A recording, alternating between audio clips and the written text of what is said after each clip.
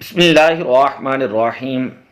تفسیر کورس کے آج ہم 5ویں سبق کے اندر یہ پڑھیں گے، قرآن پاک کی آیات کی 3 قسمیں ہوتی ہیں۔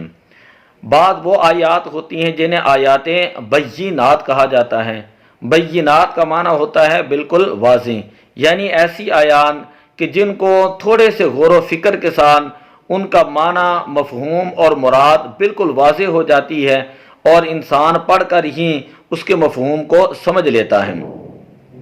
دوسری آیات ہوتی ہیں آیات متشابہات۔ متشابہات کا مطلب ہے کہ جن کا معنی ظاہر نہ ہو، جن کے معنی کے اندر اشکال ہو، ابہام ہو، اور اس کے معنی کو سمجھنے کے لیے کچھ نہ کچھ غور و فکر کرنے کی ضرورت ہوتی ہے۔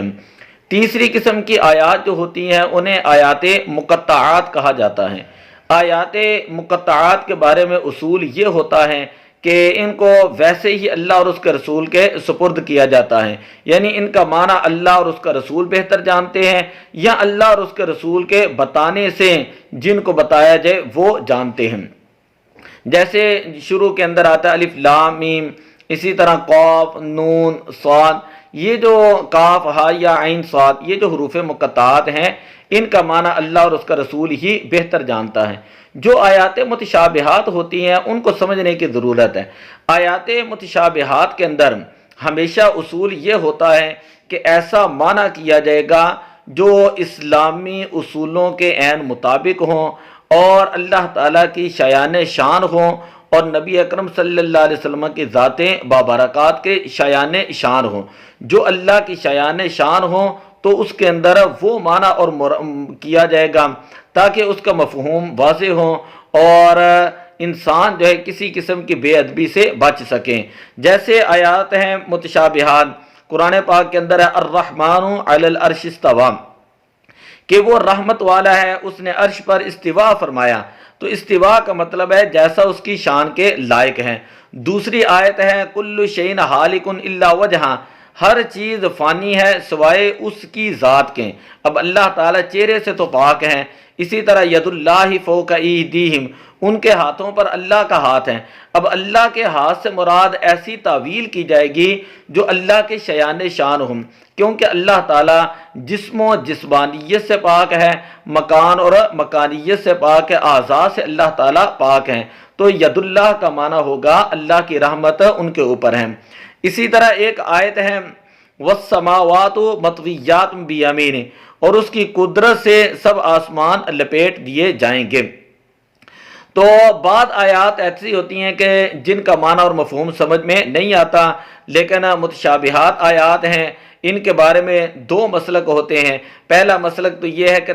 تفویض ہے اور تسلیم ہے کہ جیسی یہ آیات ہیں ان کو اللہ اور اس کے رسول کے ہی سپرد کر دیا جائے، اور دوسرا ہے یہ کہ ایسی تعویل کی جائے گی کہ ایسے تعویل کی جائے گی جو اسلام مخالف نہ ہو اور پاکیزہ خیالات ہوں، اور عرب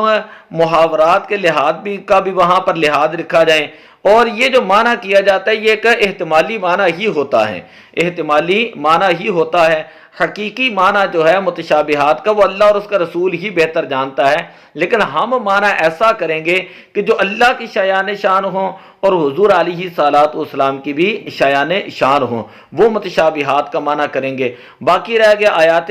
مقطعات ہیں، ان کے بارے میں تو علماء نے اکثر یہی کہا ہے، تفاسیر اٹھا کر دیکھیں کہ اللہ اور اس کا رسول اس کا معنی بہتر جانتا ہے۔ جو آیات بینات ہیں، بینات کا معنی ہوتا ہے بالکل واضح آیات، یعنی ایسی آیات ہوں کہ جن کو پڑھتے ہی سرسری واضح طور پر ان کا معنی اور مفہوم سمجھ میں آ جاتا ہے۔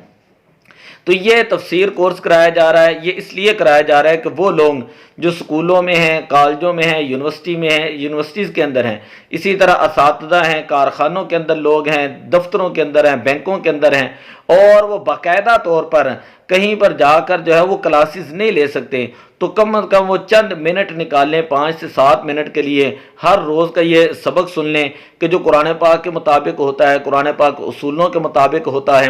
اور جس کے اندر بتایا جاتا ہے قرآن پاک کے ترجمہ کرنے کے کیا اصول ہیں، قرآن پاک کی تفسیر کے کیا اصول ہیں۔ پھر اس کے بعد انشاءاللہ ہم آہستہ آہستہ آگے چلتے ہوئے قرآنی جو مضامین ہیں قرآنی آیات کے جو احکام ہیں ان کو بھی بیان کریں گے، قرآن پاک کے جو مضامین ہیں ان کو بھی بیان کریں گے، اور قرآن پاک کی صورتوں کی وجہ تسمیہ اس کو بیان کریں گے۔ اسی طرح انبیاء علیہ السلام کا جو قرآن پاک کے اندر ذکر ہے ان کے واقعات کو بھی ہم ایک ترتیب کے ساتھ بیان کریں گے۔ اس لیے میری یہ گزارش ہے کہ کم از کم جو لوگ یہ سنتے ہیں وہ اس کو باقاعدگی کے ساتھ سنیں، کہ کوئی بھی سبق ایسا نہیں ہوتا کہ جو تیاری کے بغیر بیان کیا جائے، یا کوئی بھی سبق ایسا نہیں ہوتا کہ جس سے آپ کا وقت ضائع ہو۔ تو گھر بیٹھ کر جو لوگ قرآن پاک کو سمجھنے کا شوق رکھتے ہیں، ذوق رکھتے ہیں، تو ان سے میری یہ گزارش ہے کہ یہ خود بھی سنیں اور دوسروں کو بھی اس سے آگاہ کریں۔ دعا ہے کہ اللہ تبارک و تعالی ہمیں قرآن پاک کا مفہوم معنی سمجھنے کی، ترجمہ سمجھنے کی اور سمجھ کر ہمیں عمل کرنے کی توفیق عطا فرمائے۔ الصلاۃ والسلام علیک یا رسول اللہ وعلی آلک واصحابک یا حبیب۔